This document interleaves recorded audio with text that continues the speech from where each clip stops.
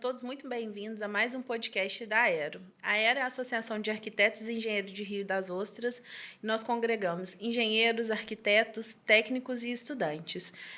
Nós estamos aqui hoje para compartilhar com vocês os melhores conteúdos, as melhores histórias e insights da engenharia. Então, se você tem alguma história legal para dividir com a gente, alguma pergunta, alguma dúvida, manda para a gente criar um conteúdo bem legal para dividir isso com vocês. E eu vou aproveitar e já pedir para vocês curtirem a nossa página, dar um joinha, se inscrever no canal para não perder nenhum dos episódios. Eu sou Bruna Rocha, engenheira de Minas e de Segurança do Trabalho, sou diretora da Aero. E hoje, compondo a mesa aqui comigo, a gente tem o nosso querido diretor André. Boa tarde a todos. Sou André Xavier, diretor da Aero. Sou engenheiro de produção, engenheiro de segurança do trabalho. Trabalho na área de geração há mais de 20 anos e estamos aí. E hoje a gente vai bater um papo bem legal sobre o tema transições energéticas. Então, você que é estudioso da área, um entusiasta, ou tem curiosidade de saber um pouquinho mais, acompanha a gente que está bem legal aí o conteúdo.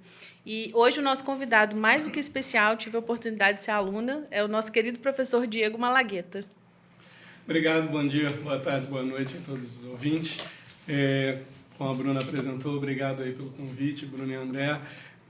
Meu nome é Diego Malagueta, eu sou professor da FRJ em Macaé há quase 10 anos, e atuo também como professor na COP, no mestrado e doutorado em planejamento energético, onde eu fiz minha formação, e também como professor no mestrado profissional da UENF, aqui em Macaé, em Clima e Energia.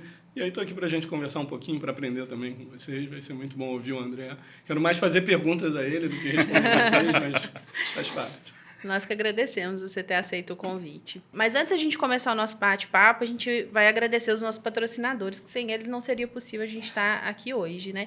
Nós vamos agradecer a Multa, que é a Caixa de Assistência Profissional do Sistema Confia-CREA. Então, você que é engenheiro, possui registro no CREA, dá uma pesquisada, se filie à Mútua, porque ela oferece benefícios sociais, previdenciários e assistência para nós profissionais. Vale muito a pena.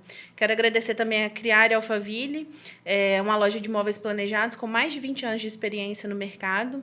Ela fica localizada no condomínio Alphaville Costa do Sol, aqui em Rio das Ostras, e ela é referência na região em excelência do atendimento nos projetos. Então, fica aí a dica para quem está precisando. A MAG Fundações, que tem mais de 30 anos de história, ela é referência em execução de fundações e geotecnia.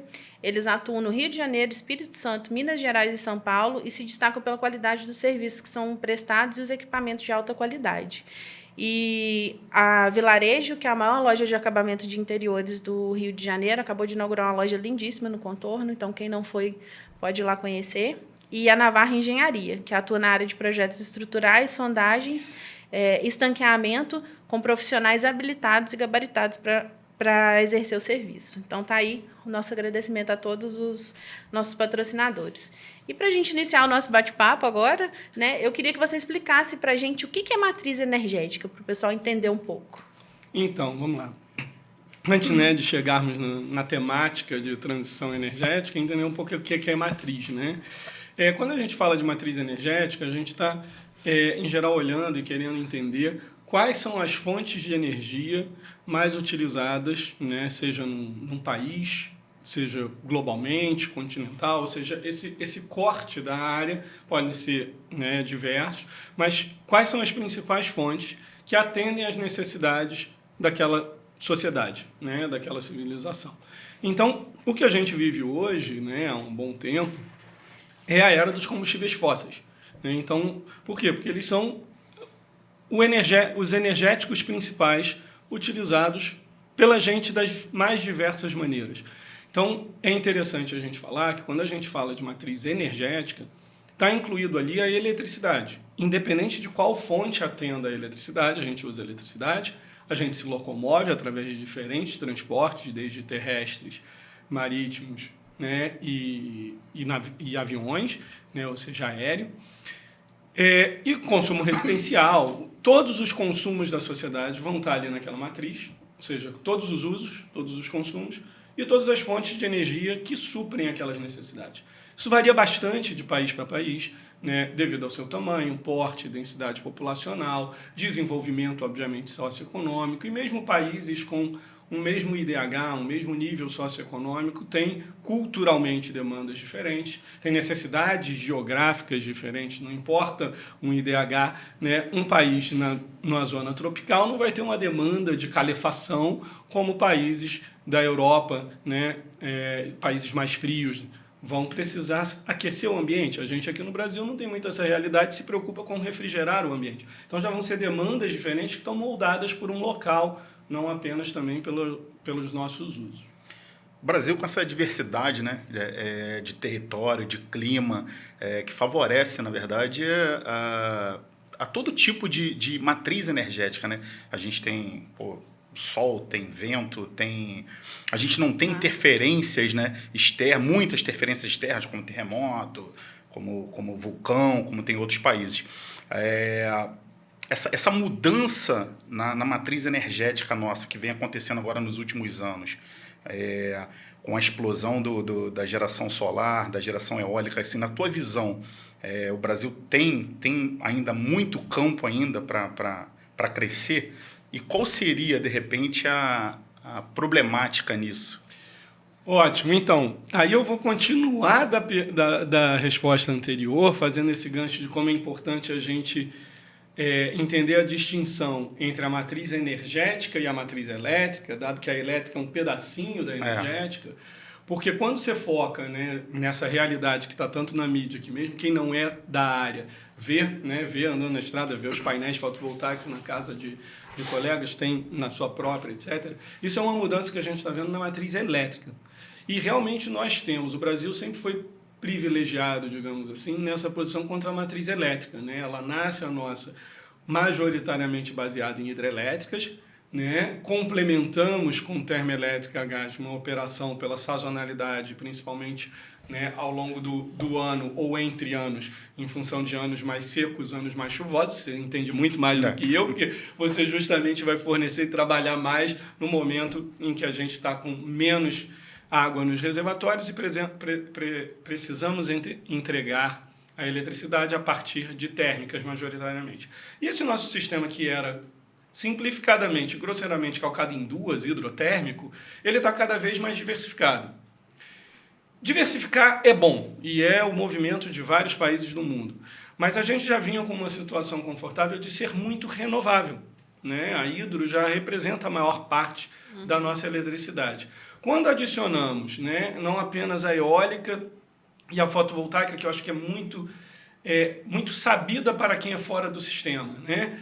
Mas dentro da nossa área, você bem sabe, antes delas mesmo, a gente tem uma participação significativa, nada desprezível, muito importante na matriz elétrica, que é de biomassa. Sim. Que é uma termoelétrica que não queima o gás natural de origem fóssil, queima bagaço de cana majoritariamente. Você pode queimar outros insumos, né? Mas no Brasil, né, devido à nossa produção também da cana, é majoritariamente bagaço de cana. Hoje é 8% mais ou menos da eletricidade brasileira e já foi na ordem de 10%.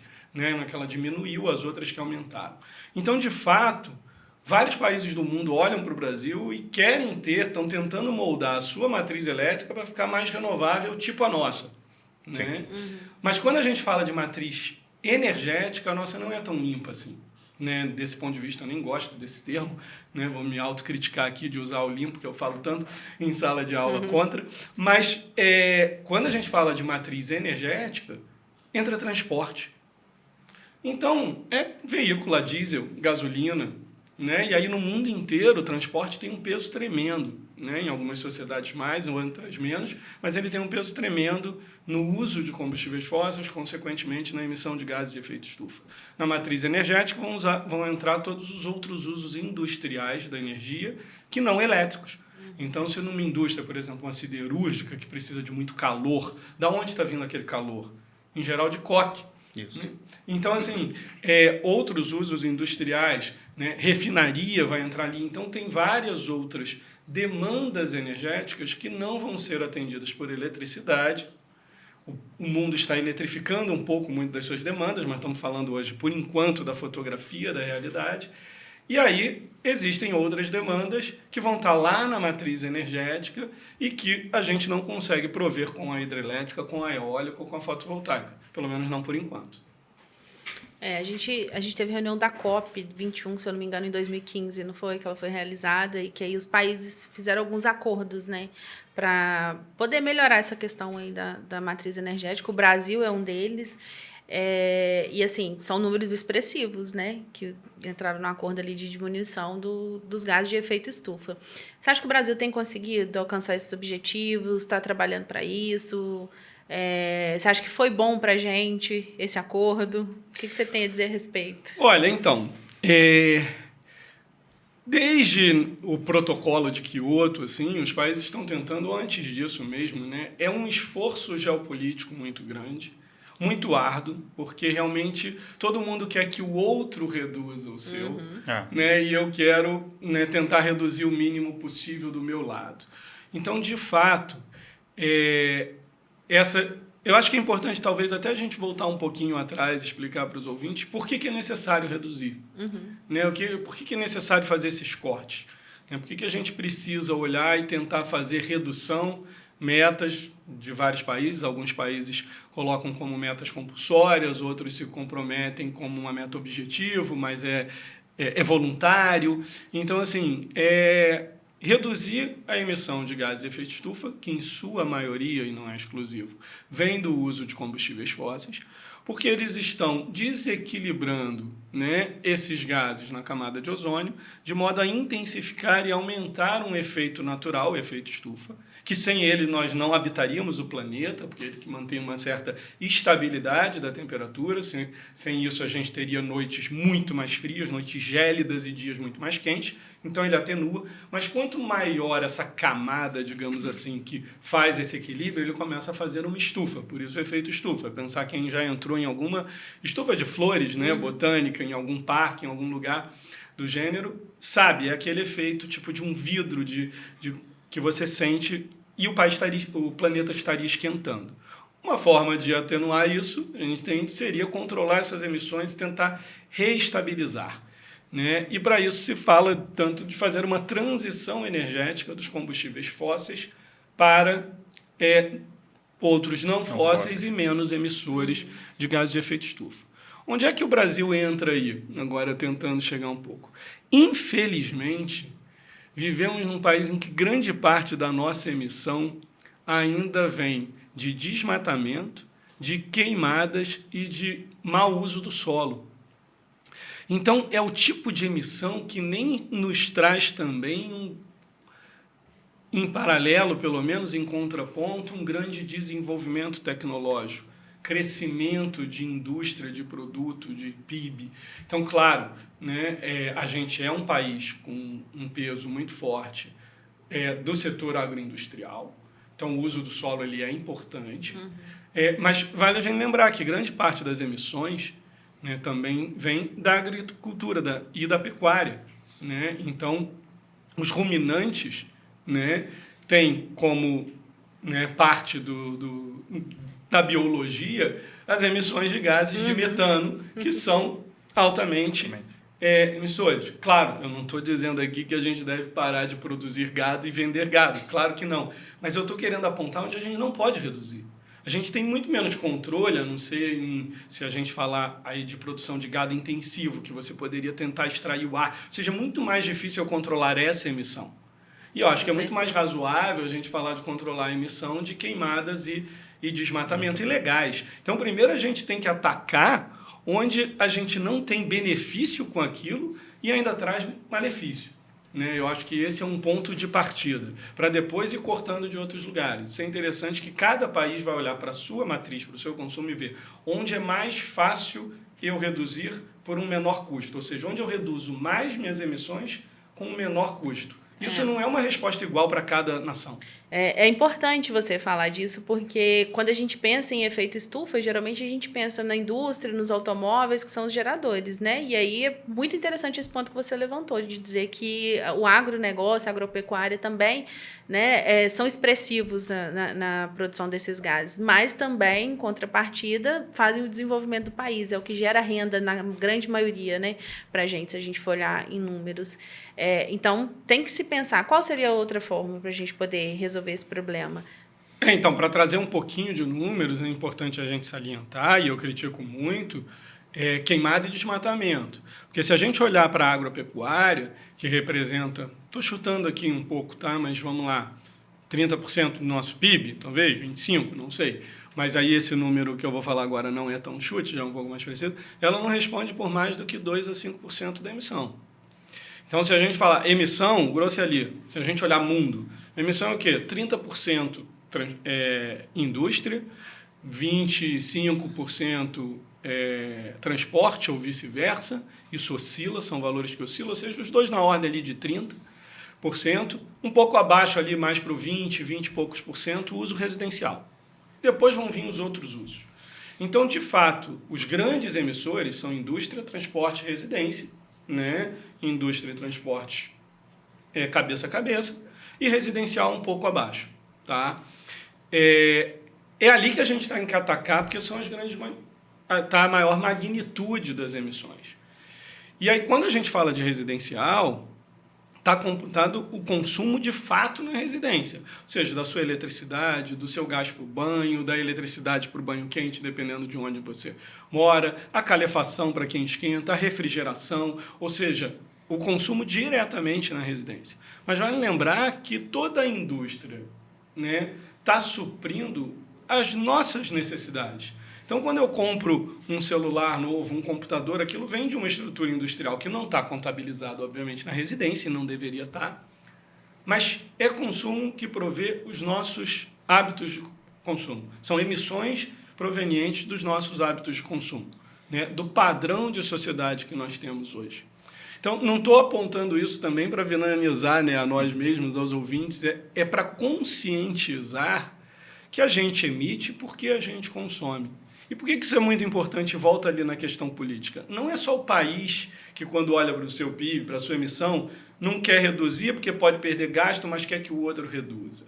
A verdade é que nós, indivíduos, ninguém está disposto a sentir mais calor e não ligar o ar-condicionado se a pessoa tem hábito, condições, né? de pagar. É um caminho sem volta. Ninguém vai ver mais sem tecnologia, sem celular, sem televisão, enfim, sem o ar-condicionado. É um caminho sem volta. Então, a gente tem que ter soluções para resolver isso, né? Perfeito. A gente gosta, e não tem nenhum erro nisso, em querermos maior qualidade de vida, conforto. Então, quem consegue usar o ar-condicionado todo dia, consegue que tem condições de pagar, ele não está interessado em baixar isso por baixar a emissão. E quem não tem acesso àquilo quer ter o acesso. E a gente vai negar esse direito. Então, grande parte das discussões, muitas vezes, né, políticas, é de que nações que não chegaram a índices de desenvolvimento, como dos países da América do Norte, né, Estados Unidos, Canadá, Europa, os grandes tigres asiáticos que, né, já têm um IDH e uma população que todas elas têm acesso aos bens básicos, ou seja, tem eletricidade 24 horas por dia na sua residência, e equipamentos, ele tem condição de ter equipamento, de pagar a conta de luz da geladeira, da máquina de lavar, da calefação, da refrigeração. Eles já atingiram esse desenvolvimento econômico, já emitiram, e pressionam nações que ainda tem muita gente que não tem acesso a uma luz constante, ou mesmo que tenha o acesso, não tem condições de ter os equipamentos ou de pagar o uso regular daqueles equipamentos.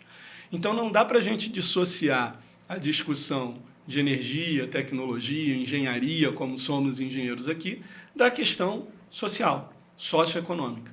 Então, a gente precisa de soluções, e eu acho que é esse o grande desafio da transição energética, é fazer essa migração conseguindo atender a essa redução de emissão de gases de efeito estufa, ainda assim garantindo acesso a esses bens de consumo, a qualidade de vida, a outros patamares sociais que não possuem ainda e vão passar a consumir mais. Tem alguns, como você falou, nos automóveis, a gente está agora com esse boom, não só aqui no Brasil, mas no mundo todo, pelos carros elétricos. E você vê que, assim, parece que começa, mas depois parece que vai se perdendo o interesse por aquilo ali, e não é dada aquela continuidade, o carro elétrico seria o início dessa transição para... Porque uma coisa vem puxando outra, né? Se você vai ter mais carros elétricos, você vai diminuir a tua produção de combustível, em compensação, tu vai ter que aumentar a tua produção de energia elétrica para suprir isso aí. Em que meio termo a gente estaria para assim, para não extrapolar nenhuma coisa e nem outra? Porque eu também já vi algumas reportagens que o problema dos carros elétricos seria as baterias, que depois do descarte daquilo ali também é uma coisa que também gera mais problema. Qual é a tua visão com relação a isso? Então, eu acho, essa pergunta traz ganchos muito interessantes, né? Porque, assim, o carro elétrico é visto por muitos especialistas como uma necessidade aí nessa transição energética, pelo fato de você eletrificar a frota, né? Você migrar sabidamente, né? Transporte está ali com 30%, né? Vamos relembrar da emissão de gás de efeito estufa no mundo, porque é majoritariamente gasolina e diesel, quase que exclusivamente. A gente tem álcool, os Estados Unidos tem o álcool de milho, né? O etanol de milho, mas a questão é essa, são gasolina e diesel. Então, se eu conseguir substituir essas máquinas por máquinas que usam a eletricidade, eu estou deixando de emitir da gasolina e do diesel. Legal, baixei. E essa eletricidade veio de onde? Então, a gente tem que olhar em que matriz ela está entrando. De fato, a gente pensar um carro elétrico entrando numa matriz francesa, numa matriz brasileira. Por que eu citei a francesa? A França, mais de 70%, cerca de 75% da matriz elétrica francesa é nuclear. E a nuclear tem baixa emissão. Tem zero emissão, né? Então, a matriz deles tem baixa emissão, não porque eles fizeram uma transição. Da mesma forma que nós não migramos para a hidrelétrica porque queríamos emitir menos. Não, a gente já tinha a nossa hidrelétrica. Eles já tinham... Agora, se a gente andar um pouquinho ali para o lado na Europa... Tipo, a Alemanha já tem uma matriz muito diversificada, ela não tem essa... Ele é um país que tem uma bandeira, né, de metas muito rigorosas de redução de gases de efeito estufa, mas uma nação que cresceu ali do carvão, porque eles tinham e ainda usam carvão e gás. Se eu for um pouquinho mais para o lado, Áustria, Polônia, a Polônia é majoritariamente carvão, que é altamente emissora.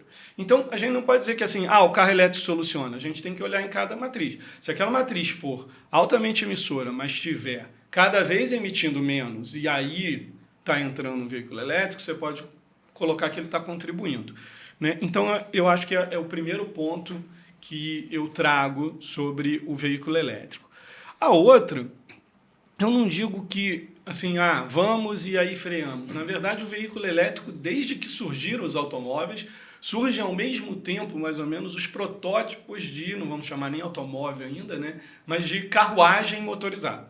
Você está substituindo o cavalo por alguma máquina que vai fazer aquilo ali. E meio que em paralelo vão surgindo um veículo a vapor, uma carroça a vapor, veículo elétrico e o motor a combustão interna. Eles nascem juntos.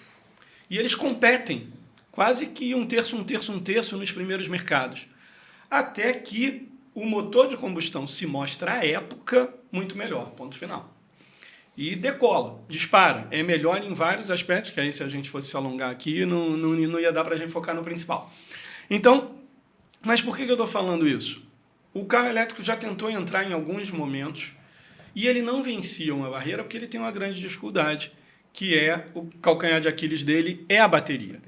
Que foi a vantagem lá atrás de você ter a densidade energética, a quantidade de energia num tanque de combustível fóssil é muito grande e me dava autonomia para o veículo. A bateria ocupa muito espaço, muito pesada, imagina no início da indústria automotiva, e até hoje ainda é o calcanhar de Aquiles dele. Mas melhorou muito e já é factível, já é possível, já está barateando, a Europa já tem mais, já tem uma autonomia que dá para você atender, você tem que mudar toda uma infraestrutura que você não muda do dia para a noite, os postos, né? Você vai ter que ter abastecimento garantido, né? Capacidade, abastecimento é para coisa, mas você ter pontos de recarga, oferta, né? Pontos de recarga bem espalhados. Isso demora, né? Como qualquer grande invento disruptivo, né? A própria televisão, quando inventaram o televisor, não tinha um programa de televisão. Para que aquilo serve? Transmite uma imagem. Que imagem? Você vinha da era do rádio. Aí fica aquela assim, quem vem primeiro? Então eu produzo algo. Eu vou produzir algo para quê se ninguém tem a televisão em casa? Né? Então, esse engatinhar de uma indústria é assim mesmo, um fica esperando o outro. Né? Então, enquanto a população não comprar um monte de televisão, eu não vou produzir um vídeo porque vai ser muito caro. Quando eu começo a produzir, alguém começa a comprar e aí a coisa vai engatinhando. Eu acho que o carro está assim e, de fato, está entrando. Mas quando você fala da bateria, aí o outro gancho que eu queria tirar, se vocês me permitem, é assim, o que é mais urgente? Hoje a gente está diante de uma emergência climática, uma meta de redução de gases de efeito estufa por causa do aquecimento, né, das mudanças climáticas globais. Então, o que causa isso? São aquelas emissões? Vamos atacar. Isso não significa que a gente não vai pagar um preço no futuro. Porque, de fato, o veículo elétrico ele é ambientalmente melhor no ponto de vista de emissão de gás de efeito estufa. Por isso que eu digo que não tem tecnologia limpa. Né? Nós que somos engenheiros sabemos que toda a nossa atividade profissional vai gerar impacto. O nosso trabalho é realizar projetos que causam impacto de transformação e de ganhos para a sociedade, para a vida de alguém, para a produção. A gente sabe que isso sempre degrada alguma coisa. Entrega, né, um rejeito. Né? Aí a gente está sujeito a isso, são as leis da física. Né? Primeira e segunda lei da termodinâmica. Quando o consumo, na verdade, aumentar, né? Na verdade, aí vai se ter uma demanda maior pelo carro, mais postos vão estar disponíveis a estar fornecendo o abastecimento. Então, quer dizer, como você falou, é uma coisa que vai vir gradativo, né? Mas tem que ter um início, né? Tem que ter um início. Eu acho que agora, por início, o que eu vejo assim como usual seria o híbrido, né? Você ter a possibilidade de usar tanto combustível fóssil como elétrico, por essa questão de não termos estrutura ainda no país. Uma pessoa que roda muitos quilômetros, sai de um estado para o outro, aí você não tem ponto de abastecimento, então já te impossibilita de utilizar aquele carro.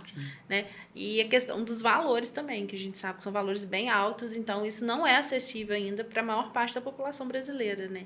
Além disso tudo, a gente ainda esbarra nesses problemas. Né? Mas realmente, assim, eu vejo como uma coisa promissora, mas para daqui a um tempo, quando tiver mais tecnologia, isso for mais acessível, né? É como a gente veio passando lá atrás, né? Quando veio o celular, né? Quando foi lançado o celular, era para poucos, o consumo foi aumentando e a demanda foi crescendo, o preço foi caindo. Hoje você tem a tecnologia que atende todo mundo. O carro vai acabar indo pelo mesmo caminho. Quando o consumo aumentar e vier mais gente, com certeza vai cair o preço, vai ter uma demanda maior e vai acabar deslanchando, né?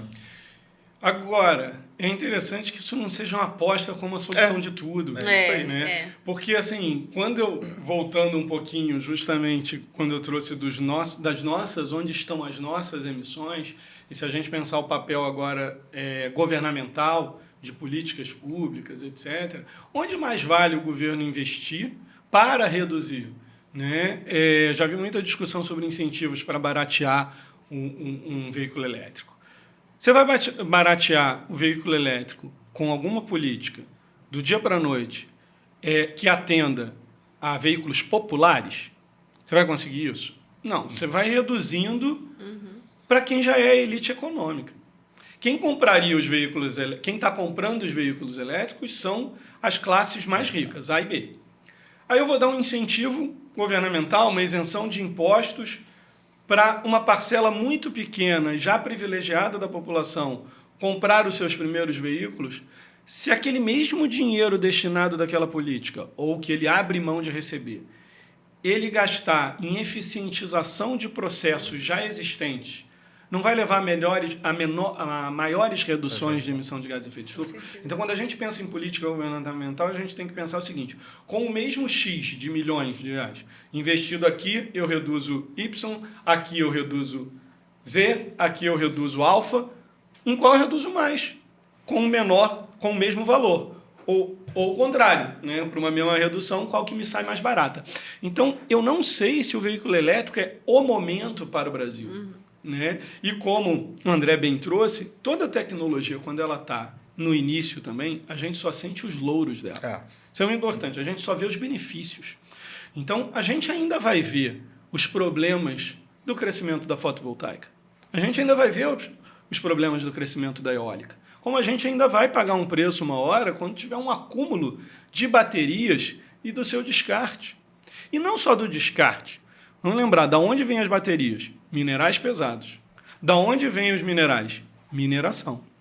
E a mineração é uma indústria altamente pesada, que utiliza enormes equipamentos de motores da combustão a diesel. Isso é importante. Hoje já está mudando. As grandes Você minerações já vai dar estão aula começando, agora. já estão De começando a Minas. usar caminhões elétricos. Assim, claro que está engatinhando ainda, né? Mas isso já tem esse pensamento de mudar isso. Além de ser economicamente viável para eles, né? Gera uma economia ali para a indústria. Exatamente. A gente tem que ver que assim, ele vai puxando uma coisa a outra. A gente vê que na geração de energia fotovoltaica, ela não emite, é uma grande verdade.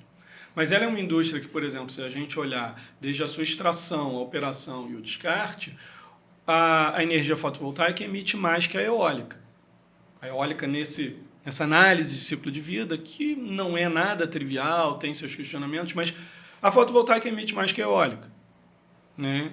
Agora, quem que emite menos? A nuclear. De todas as fontes de geração elétrica, né, quem menos emite gases de efeito estufa é a nuclear. E talvez alguns ouvintes estejam pensando assim, ele está esquecendo da hidrelétrica. Não. A hidrelétrica demorou-se um tempo, né, ela sempre foi computada como não emissora, isso já tem algum tempo, tá? Não vou me lembrar agora dela, mas até que se identificou que a vegetação, a flora submersa, né, que é alagada dos grandes reservatórios, tem reações químicas da flora, né, microbiótica dali, né, da flora e fauna dali, que emitem gases de efeito estufa. E mais, aí usa-se em cálculos mundiais, tá, uma emissão média para hidrelétricas, que é maior do que a nuclear, mas ainda é uma fonte que cada reservatório precisa ser estudado e tem hidrelétricas com baixíssima emissão e hidrelétricas com emissões muito maiores, porque isso depende da própria... Aí é uma coisa ecológica, biológica, né, de qual é a biologia local que foi alagada, o tipo de alagamento. Então, tem lugar você simplesmente alaga a vegetação e deixa morrer, ou você desmata antes e depois alaga. Então, isso foi começando a pensar até outras formas de fazer a hidrelétrica, porque a hidrelétrica também é emissora de gás de efeito estufa, por incrível que possa parecer para alguns ouvintes. Falando de energia nuclear, né, hoje a gente sabe que ela é uma energia limpa, porém de um risco altíssimo. Né? A gente tem aí um histórico de não é muito legal do que pode acontecer. Existe hoje uma corrida para fazer a fusão nuclear, né? Porque hoje elas funcionam pela fissão, que é a quebra do núcleo do átomo, e a fusão seria fazer a junção desses átomos, né? E aí não teria o risco, o perigo que tem hoje.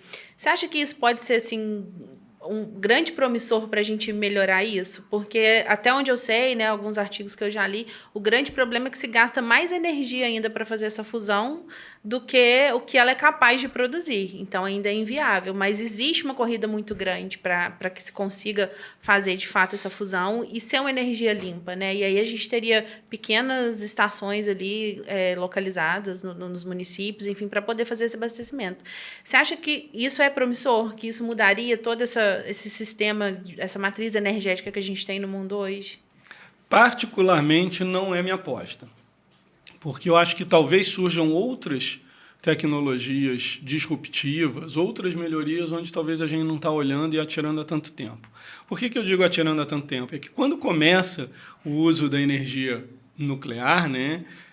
Infelizmente o grande uso, o berço ali vem do uso de bomba atômica em guerra, mas depois a gente dá utilidade, eu acho que muito mais nobre, né? Produzindo eletricidade. Como já citei, a França é um país referência, a gente em geral pensa, né, de cara um Japão, principalmente antes de Fukushima, mas ele nunca teve o percentual que tem a dependência, né, da matriz como a francesa.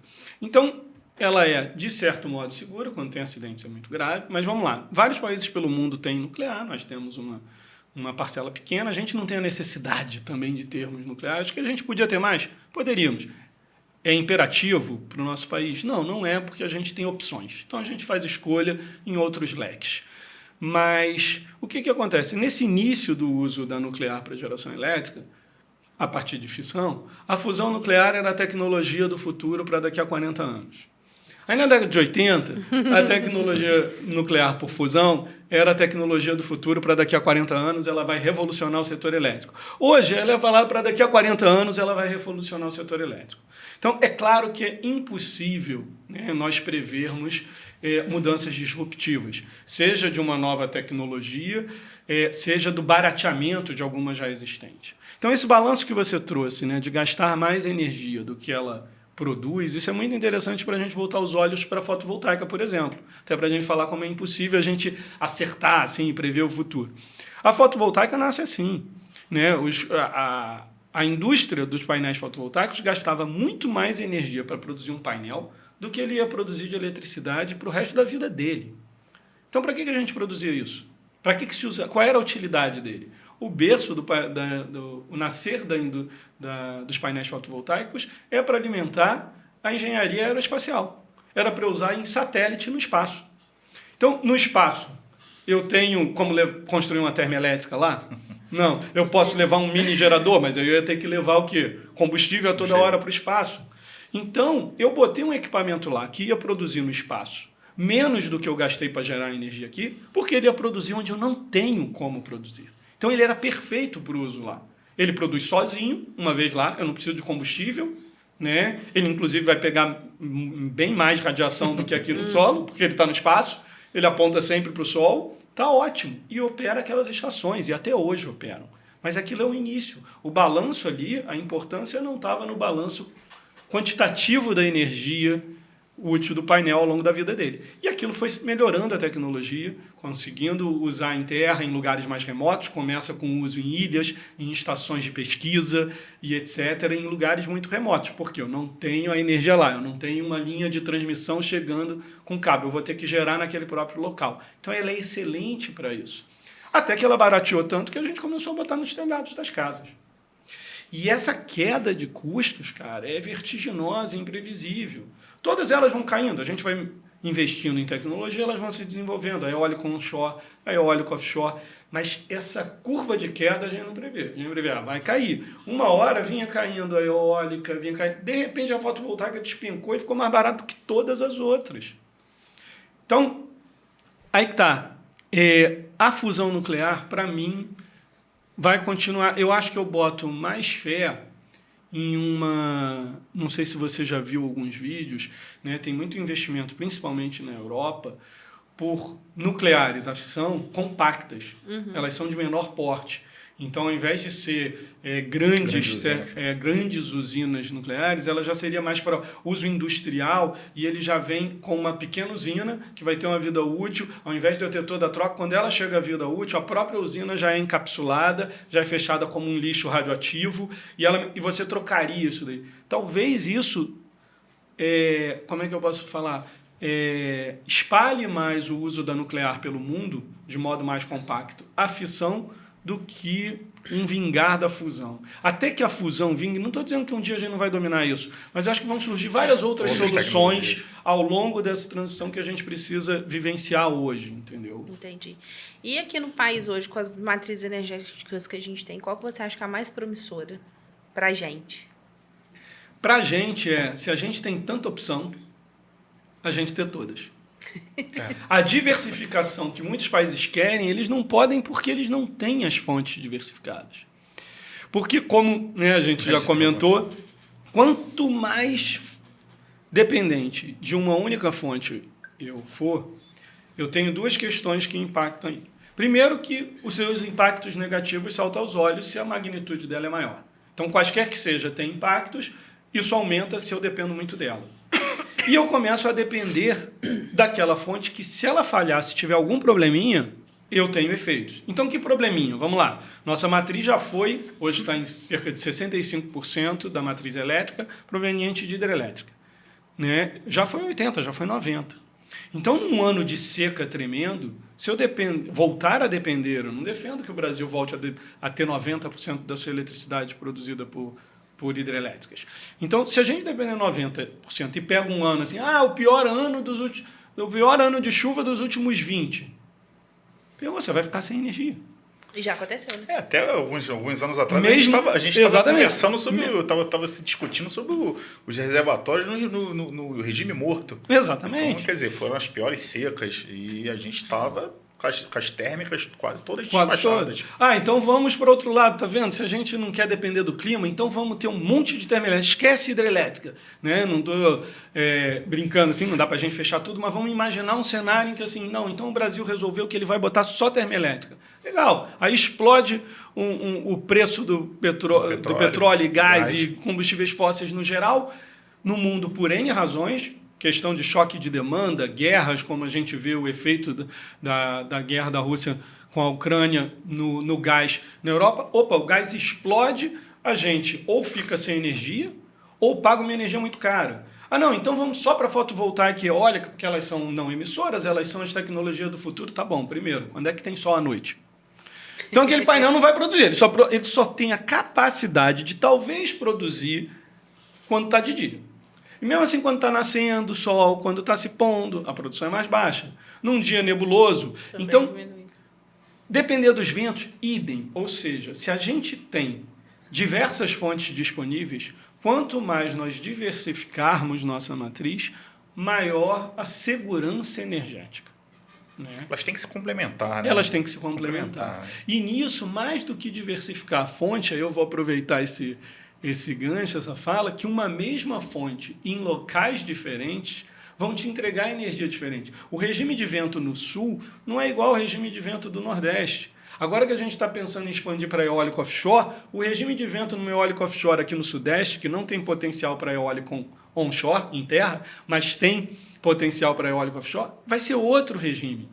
Então, diversificar não só as fontes, mas dispersá-las no território também é muito... O que aconteceu também muito dos últimos anos para cá foi a interligação do sistema, né? Que acabou, na verdade, facilitando esse escoamento de energia de um lado para o outro. Então, hoje você tem o Nordeste exportando energia para o Sudeste por conta do excesso de eólica. Então, você reduz a tua geração, as tuas hidrelétricas no Sul-Sudeste, por conta do excesso de geração eólica e fotovoltaica hoje. Então, quer dizer, o sistema interligado para a gente, ele é fenomenal. Além de você ter essa diversidade da nossa matriz energética, você tem também a transmissão, né? Hoje você tinha pontos isolados no país que hoje a gente tem pouquíssimos, né? Alguma coisa no extremo norte que ainda continua isolado, mas que daqui a pouco vai estar interligado também, né? Exatamente. Eu gosto de falar em sala de aula, né, para os ouvintes pensarem um pouco aí, enxergar a linha de transmissão como uma estrada, né, trazer para o concreto físico de carros. Então, pensa, né, num feriadão, aquele fluxo, né, de intenso de carros para a região de praia, né, no estado de São Paulo, aqui no Sudeste, né, o pessoal vindo da região metropolitana do Rio para a região dos lagos. Então, existe um limite dessas linhas de transmissão. Então, se você está crescendo a geração em diferentes regiões, você tem que ir acompanhando com as linhas de transmissão para que elas sejam capazes de escoar esse fluxo de um lado para o outro. E aí, no momento que os ventos baixarem e que tiver de noite, né, mas assim, não no meio da madrugada, que a demanda é baixa, né, mas vamos pensar, anoiteceu, a demanda está muito alta, iluminação urbana, todo mundo em casa, vendo TV, ouvindo podcast, né, consumindo eletricidade, banho, chuveiro elétrico, e por acaso está ventando muito pouco e já não tem mais a solar, talvez haja uma inversão. Desse fluxo nas linhas de transmissão. E quanto mais repentino essa inversão for, isso é um problema. Então, grande parte é interessante você dispersar a geração, porque você também faz com que ela não fique toda no mesmo lugar e tenha que sobredimensionar as linhas de transmissão.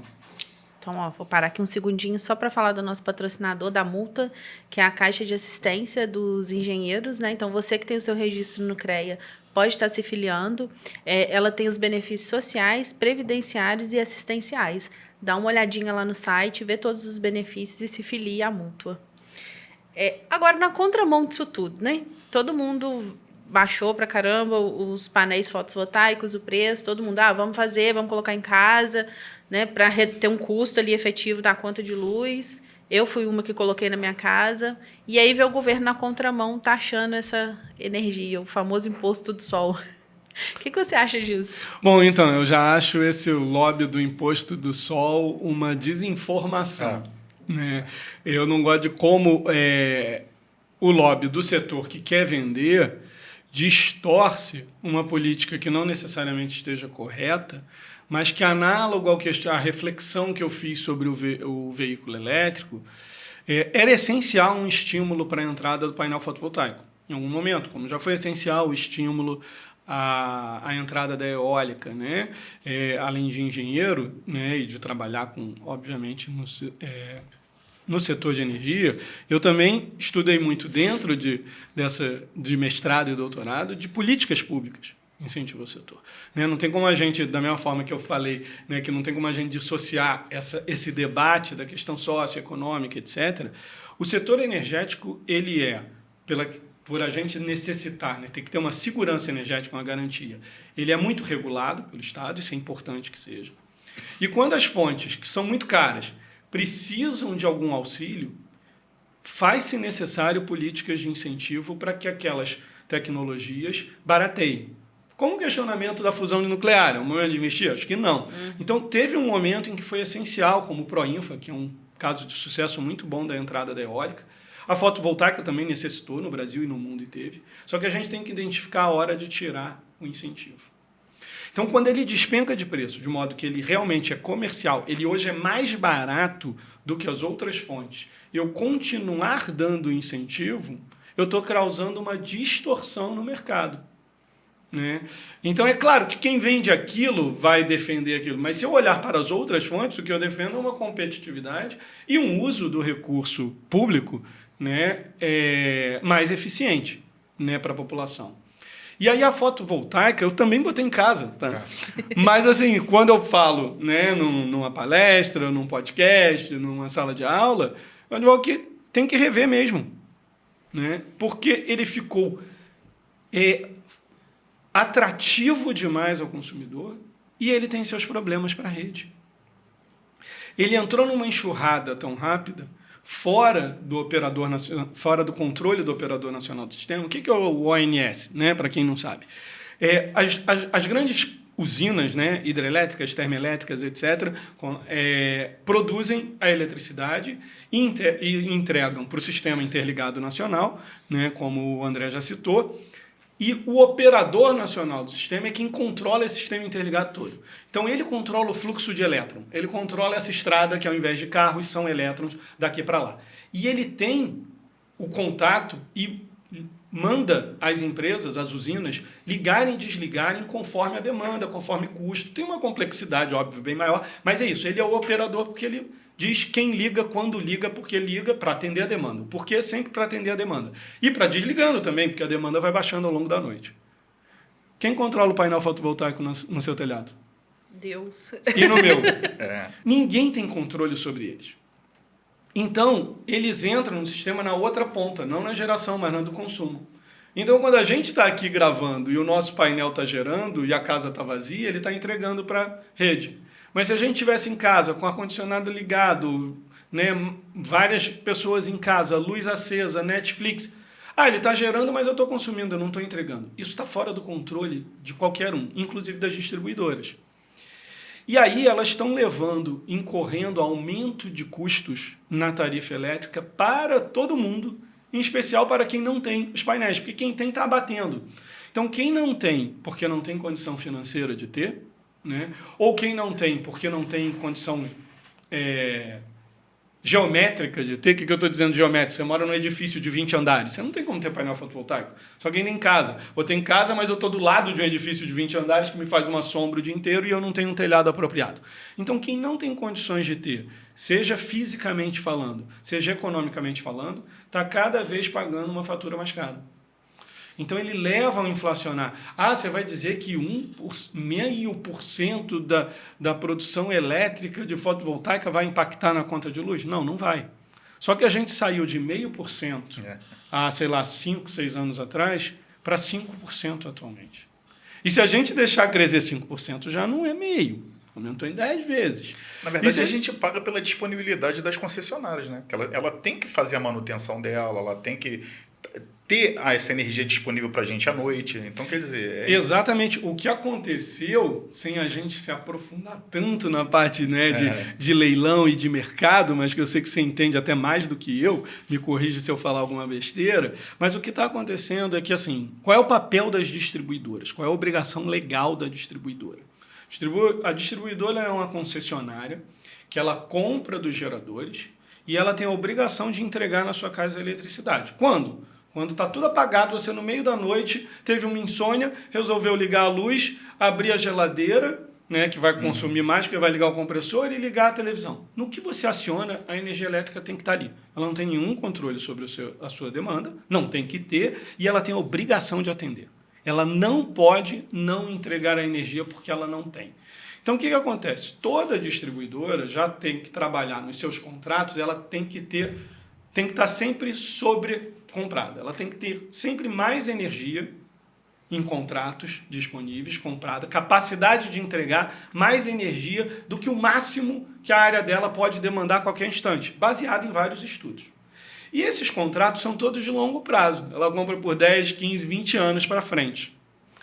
Em 5 anos, o setor da fotovoltaica mudou tremendamente o cenário, né, de consumo de eletricidade nos perímetros urbanos, porque as pessoas passaram a gerar, então, de repente, despencou o consumo da distribuidora. Mas ela tem contratos que ela não pode deixar de pagar, senão ela vai pagar multa, ela tem que cumprir, que honrar com os contratos dela por 20 anos. E, de repente, a demanda dela despencou com uma coisa que ela não... ela tem que fazer estudos, projeção de oferta e demanda, todo mundo tem. Mas grande parte do que ela baseia de estudo também são do próprio governo. Né? A EPE, a Empresa de Pesquisa Energética, produz material e projeções e coisas que servem de base para todo o setor elétrico e que assessora e entrega essa documentação técnica para o Ministério de Minas e Energia fazer parte do planejamento energético do país. Então, se nenhum órgão previa aquela expansão, como é que as distribuidoras iam prever? Então, quando ela perde os consumidores, mas ela tem que honrar esses contratos, ela está mais do que sobrecomprada. Então, a maior parte das distribuidoras hoje, num valor aí, elas estão com 20%, 40% de sobrecompra. E esse dinheiro é dividido igualmente, rateado na tarifa elétrica. Isso é embasado pela ANEEL. Se ela comprou energia, ela repassa para os clientes. Por isso que nos últimos reajustes, inclusive eu dei uma entrevista uma vez para uma rádio de Feira de Santana sobre isso, quando estavam justamente na região Nordeste, estava o aniversário, né, de reajuste de várias distribuidoras no Nordeste, e a população estava horrorizada com as faixas de reajuste, de 20, 30, 40%. Né? Teve uma das concessionárias, não me lembro, que teve autorização para aumentar 47%. Cara, aquilo não é porque ela pediu e quis. Não, a ANEEL tem um regulamento muito rigoroso, uma fiscalização muito séria da Agência Nacional de Energia para ver o que compete, o que ela tem direito de repassar aquele reajuste para o cidadão. Então, parte desse reajuste é por uma distorção no regulatório. Para fechar essa minha fala, que foi longa, eu sei, mas eu já vou concluir, é que é essencial o papel do legislador, do executivo, para regular o setor elétrico. Porque a gente tem que corrigir, dar a garantia da eletricidade e corrigir distorções no mercado que tende ao monopólio. Qual é o problema? Quando a tua regulação está defasada ou é mal feita, você não atenua as distorções existentes e você cria novas distorções. Então, hoje, o setor elétrico brasileiro como um todo está muito defasado e necessitando de uma revisão regulatória muito grande. E você vai ver diferentes especialistas de consultorias privadas, da universidade e até de órgãos do governo. Inclusive, teve declaração recente do ministro de Minas e Energia, né, semana passada, reportagens públicas, dele dizendo que tem um projeto de reforma pronto, que agora a ANEEL vai avaliar, fulano vai avaliar. Tem que fazer para ontem. Né? Esse governo está há pouco. Mas, assim, isso, na verdade, a gente diz que desde 2010 a 2013 a gente já devia estar fazendo.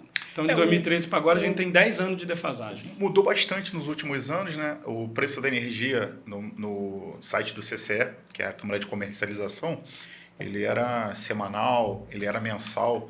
Hoje já está diário. Então, melhorou bastante no sentido de que a gente tem um valor diário de energia. Não é mais aquela coisa, não é mais aquela previsão que era feita semanal, que jogava um valor lá em cima. Não, então eles estão trabalhando já com modelos matemáticos que você já tem dia. Você entrar no site hoje, no final do dia, você já sabe o valor da energia para amanhã, porque ele já sabe quais são as usinas, qual é a fonte energética que está para gerar, ele já faz esse cálculo, já bota para rodar e já despacha as usinas amanhã sabendo qual é o valor da energia para o próximo dia. Então, quer dizer, melhorou bastante com relação a isso e eu acho que ainda tem muito a melhorar. Eles vão trabalhar mais com relação para refinar isso aí, para a gente, tipo assim, otimizar mesmo esse valor para poder baratear para a gente, né? Que é o... Mas quando você falou também no lance da taxa do sol também, eu também tenho fotovoltaica, também foi a mesma coisa.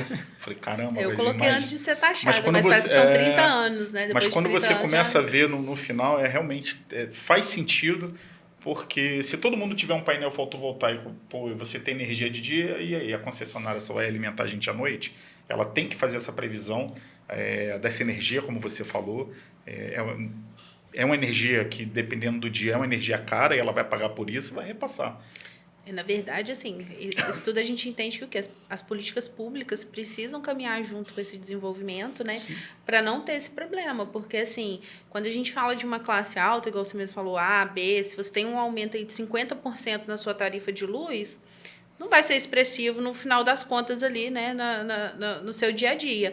Agora, para a população carente, imagina você está pagando 50 e dobra para 100. É um impacto muito grande na vida dessas pessoas, né? E pior, nesse cenário, muitos dessa classe A colocou o painel fotovoltaico e está pagando a tarifa mínima. Está pagando a taxa mínima de estar conectado.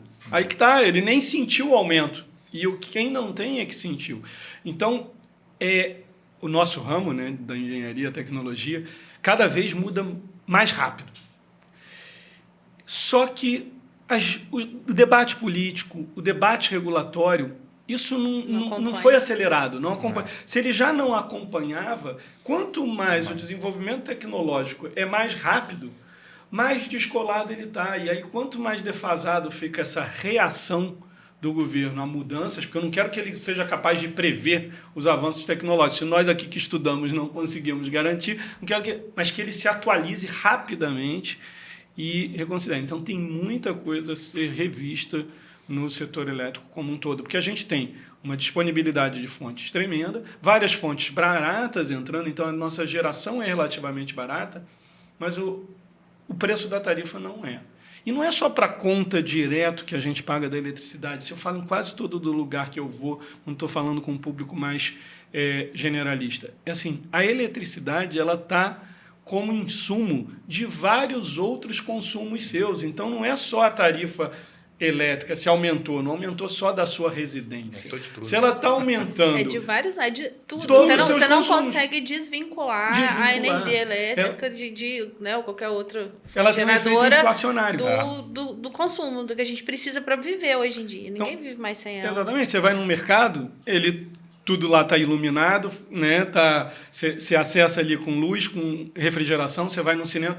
Tudo usa eletricidade, então tudo que usa eletricidade você está pagando indiretamente aquele aumento. Então ele tem um efeito escalonado na sociedade. Por isso sempre os energéticos foram. Também a gente vê isso quando tem uma crise de abastecimento de gasolina, de diesel. O efeito do diesel, que é o nosso transporte de carga majoritário no país, ele inflaciona qualquer produto. Ele vai inflacionar o arroz e feijão. Porque o arroz e feijão vai chegar no mercado via rodovias, via caminhões, via diesel. Então, quando você aumenta o insumo energético, você está aumentando a inflação do seu país.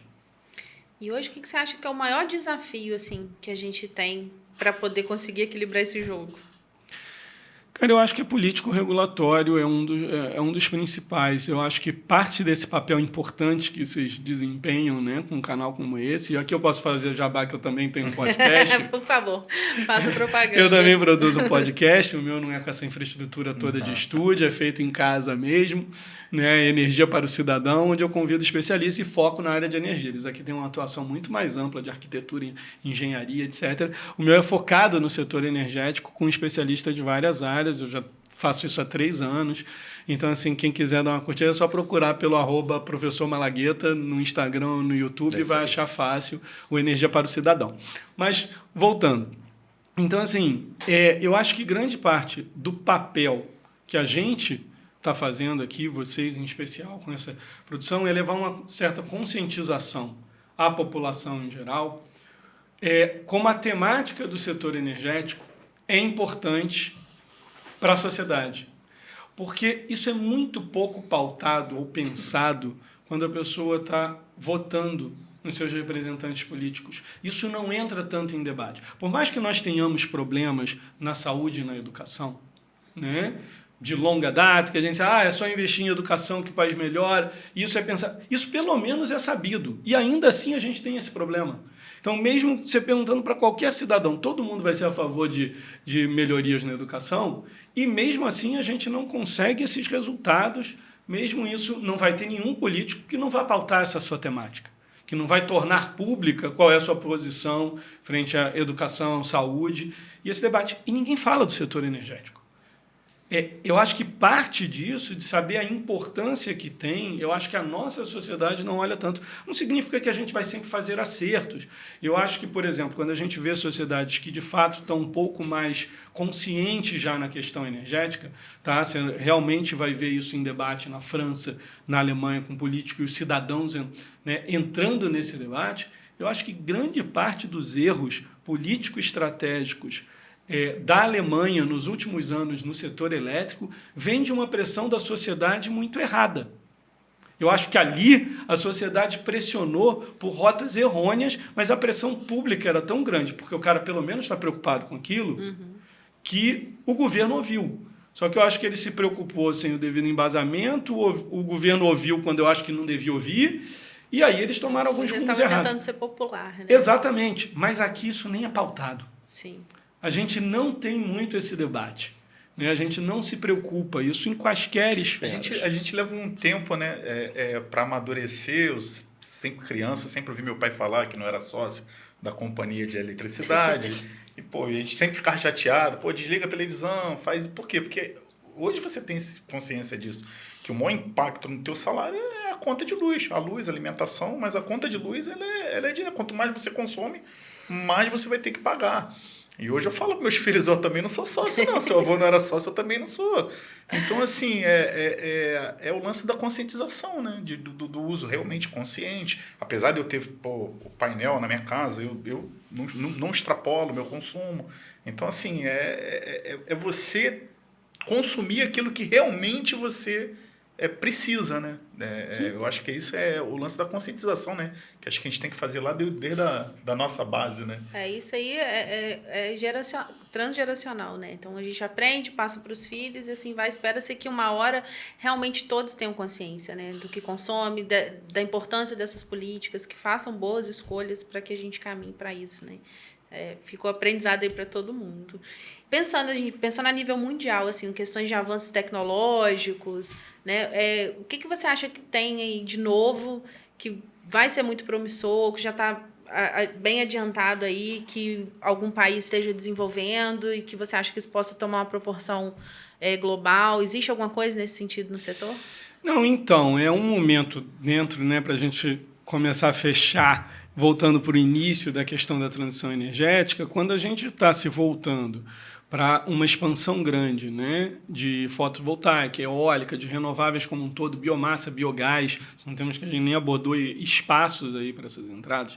Isso também vai acarretar em algumas mudanças até do arranjo econômico e geopolítico, né? Conforme, isso em muito longo prazo, conforme combustíveis fósseis forem diminuindo um pouco em importância, você tem outros agentes e outros países políticos, né? As reservas de metais, né? E aí você ainda mais do que eu, as reservas dos minerais que suprem esse crescimento da cadeia fotovoltaica, de veículos elétricos, etc., né, para as baterias, não estão nos mesmos países que têm as grandes reservas de petróleo e gás. Então, vão entrar novos agentes econômicos aí e outros vão perder um pouco de de importância nesse papel, eu acho que é um rearranjo que, dado que todo mundo vai ter que diversificar, eu acho que ele vai tender a um equilíbrio entre diferentes agentes. Eu acho que a eólica offshore, né, vai virar uma realidade em vários lugares, porque você tem uma série de problemas, porque é um ambiente hostil, ele corrói, isso, aquilo, mas você não tem uma competição daquele espaço, daquele uso da terra para residência, para agricultura, né? Você tem maiores produções, como ele é muito mais caro, não justifica você ir lá e botar um aerogerador 2, ele é legal que você bote grandes plantas, então ele vai necessitar ser de grande escala.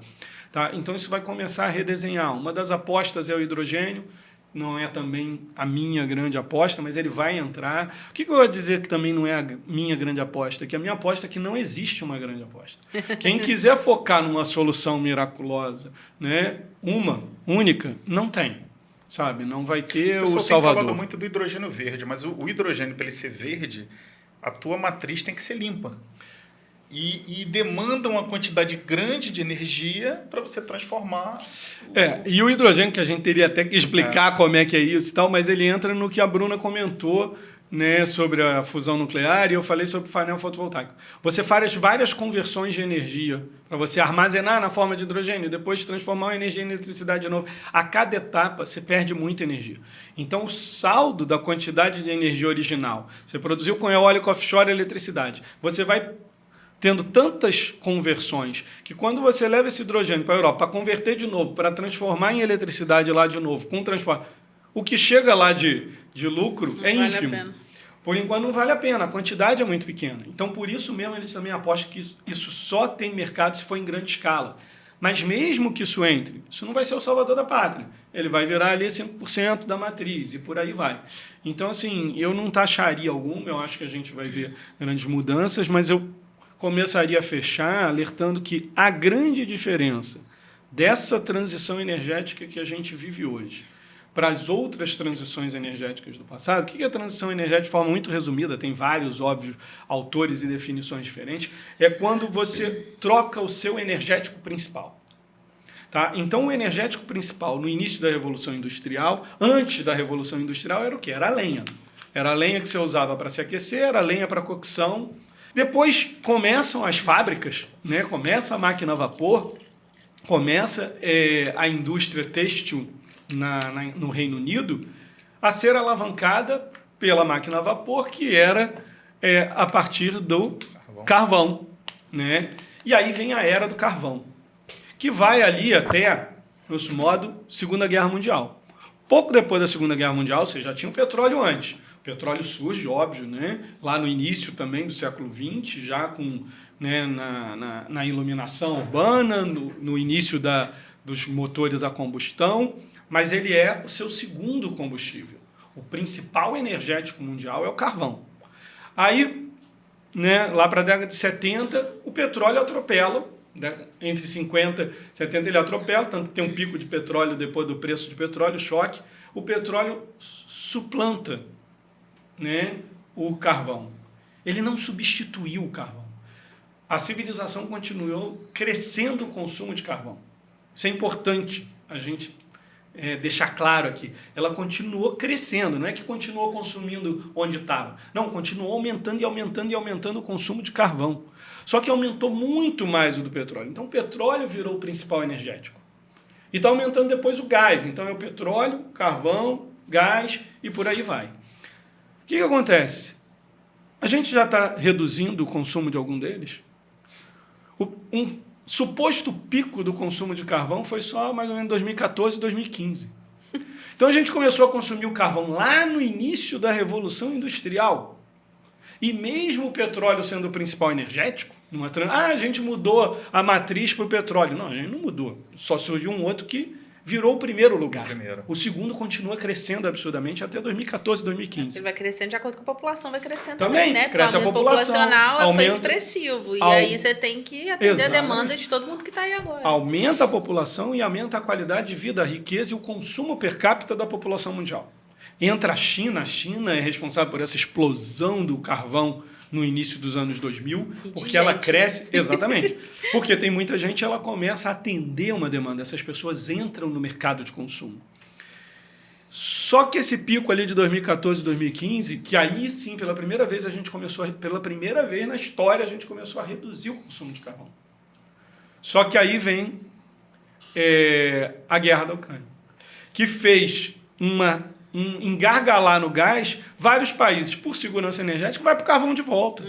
Então, deu uma subida que ainda não está claro se chegou a passar o pico anterior ou não. Mas, de fato, o carvão, vários países do mundo estão reduzindo seu consumo. O próprio Reino Unido, que é o primeiro deles, reduziu drasticamente nos últimos 10 anos o seu consumo de carvão. Principalmente nos últimos problema, né? 7. Você acaba voltando para o que é seguro. Você né? vai para a sua você, segurança. Né? No final das contas, é isso. Seja por uma restrição de acesso ou de custo, que a de acesso vai levar ao custo, você vai para o seu porto seguro. O que você não vai ficar é sem energia. Não importa qual emissora ela seja.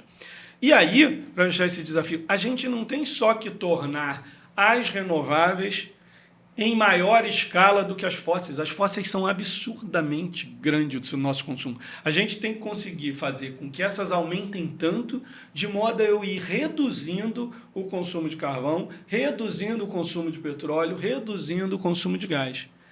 Esse é um dos grandes desafios, porque nunca a gente fez isso. Nas transições anteriores, a gente identificava um novo energético que era melhor em vários aspectos do que o anterior e passava a ser o principal energético mundial.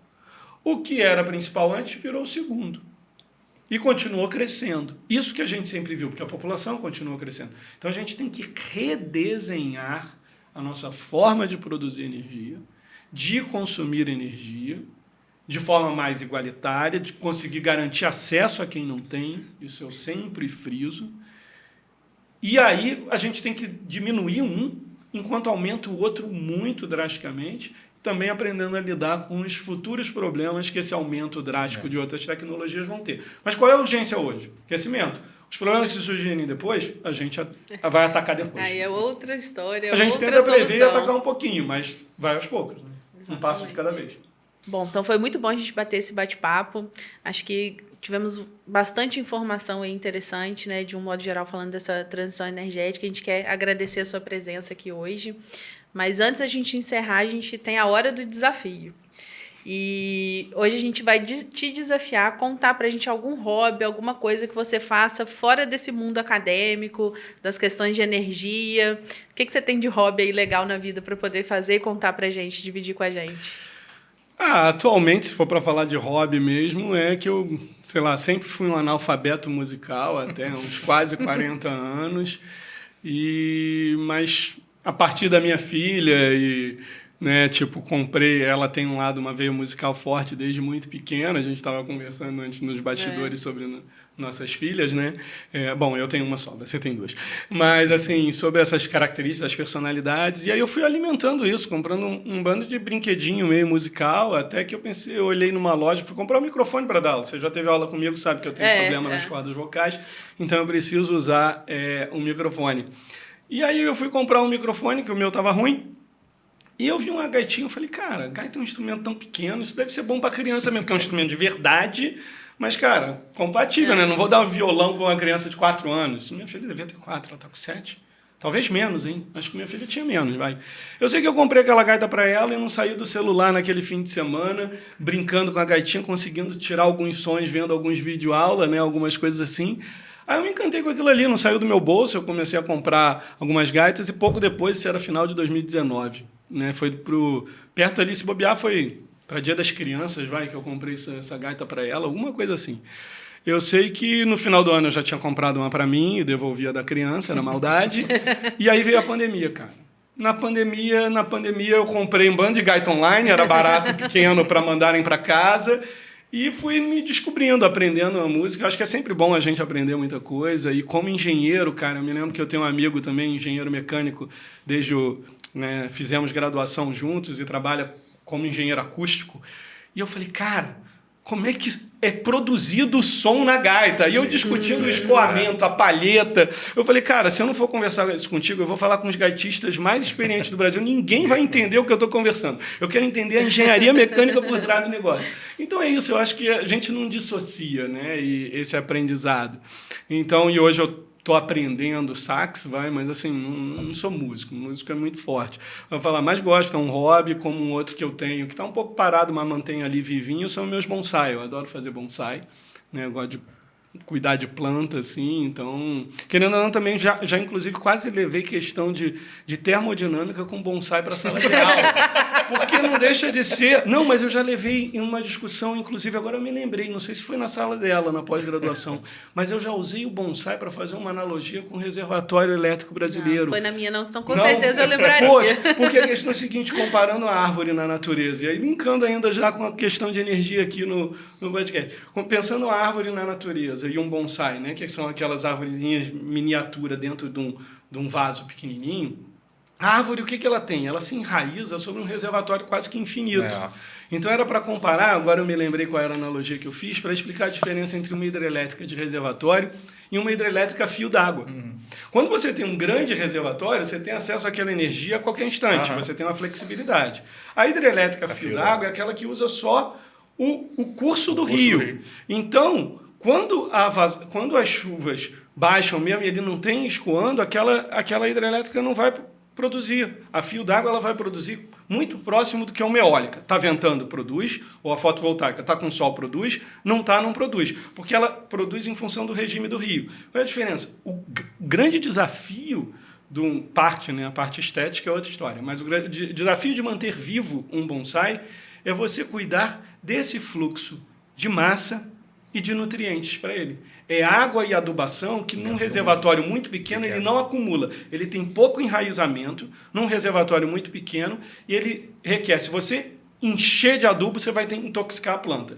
Então você tem que adubar e irrigar regularmente um pouquinho, porque ela regularmente consome um pouquinho. Ela vive de fluxo, ela não vive de reservatório. A árvore na natureza vive de fluxo. E aí a gente fecha com uma analogia aí com o setor e com as nossas hidrelétricas. Aí, legal. São os filhos trazendo na gente habilidades que a gente nem sabia que tinha, né? Acho que todo mundo já passou por isso. Mas muito legal você ter dividido essa história com a gente, muito bacana. Já ouvi tocando algumas vezes. Né? Eu já vi no Instagram dele, ele tocando algumas vezes com a filha, é bem bonito, vale a pena conferir. Apesar de ser amador, é muito bem feito e a filha dele é uma graça também. Bom, Diego, a gente queria agradecer mais uma vez, mas antes da gente encerrar, eu vou agradecer novamente os nossos patrocinadores, né? A Mútua, que é a Caixa de Assistência Profissional, então qualquer profissional registrado no CREA pode se filiar à Multa, entra lá no site, dá uma pesquisada. Ela tem planos de benefícios sociais, previdenciários e assistenciais, vale muito a pena. Inclusive, estava conversando com o Diego, ele me disse que não conhecia a Mútua ainda, né? Fica aí o registro, dá uma pesquisada lá, porque vale muito a pena para a gente. A Criare Alphaville, de móveis planejados, ela possui mais de 20 anos de experiência no mercado, né? A loja da Criare está localizada no Alphaville Costa do Sol, em Rio das Ostras, e ela é referência em excelência e atendimento. Então, quem estiver precisando aí, fica a dica para os móveis planejados. A MAG Fundações, que tem mais de 30 anos de história e ela é referência em fundação e geotecnia. Eles atuam no Rio de Janeiro, Espírito Santo, Minas Gerais e São Paulo. E eles se destacam pela qualidade dos serviços e dos equipamentos que eles prestam. A Vilarejo Acabamentos, que é a maior loja de acabamentos do interior do estado, e a Navarro Engenharia. Eles atuam na área de projeto estrutural, sondagem e estanqueamento, como profissionais altamente gabaritados. Então, a gente gostaria de agradecer aos nossos patrocinadores, em especial o meu querido professor, que aceitou o convite para a gente vir aqui bater um papo sobre essas transições energéticas. Tenho certeza que se estendesse, a gente ficava aqui mais 2 horas falando, porque assunto não falta. E fica um convite para uma próxima oportunidade. A gente voltar aqui para falar de outros assuntos também, questão de petróleo, que eu sei que você tem um bom conhecimento aí também, daria um podcast aí de um bom tempo, com bastante informação para a gente. Agradecer ao André, que participou na banca com a gente hoje. E é isso, se inscreva no canal, deixe o joinha, ative as notificações para vocês não perderem nenhum dos episódios. Até mais, gente. Obrigada. Tchau, tchau. Tchau, tchau. Obrigado.